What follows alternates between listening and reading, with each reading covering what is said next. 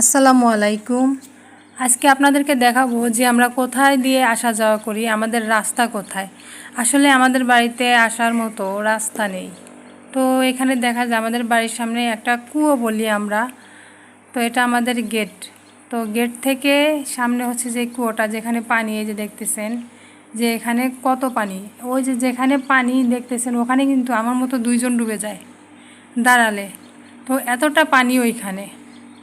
তো যখন আমি ওখানে গেলাম, এই যে যাচ্ছি আমি দেখাবো এখন। আমি তো গেটের কাছে ছিলাম, তখন আমার মেয়ে পড়ে গেল আসতে সময়।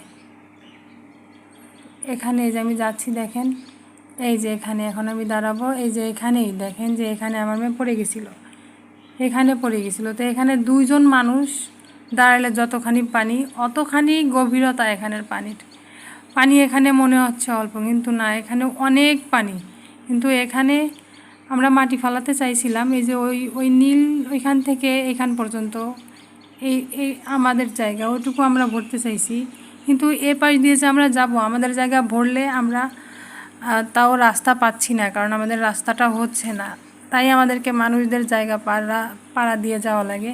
তো এটা হচ্ছে মানুষের জায়গা, অন্য মানুষের জায়গা, সেখান দিয়ে আমরা আসা যাওয়া করি। এই যে দেখেন আমরা বাঁশ দিয়ে সাঁকোটা বানাইছি, এখান দিয়ে আমরা আসা যাওয়া করি, আমাদের কোনো রাস্তা নেই। তো যাই হোক, সরকারের কাছেও আবেদন করতে হবে, করব, কিন্তু সেই সরকারই তো এখন ঠিকঠাক মতো হয়নি। কে আমাদেরকে রাস্তাটা করে দিবে বা একটা সমাধান আসবে যে কোথার থেকে আমাদের রাস্তাটা হবে। তো যাই হোক, সব সময় আপনারা চেষ্টা করবেন নিজের বাচ্চাকে চোখে চোখে রাখতে।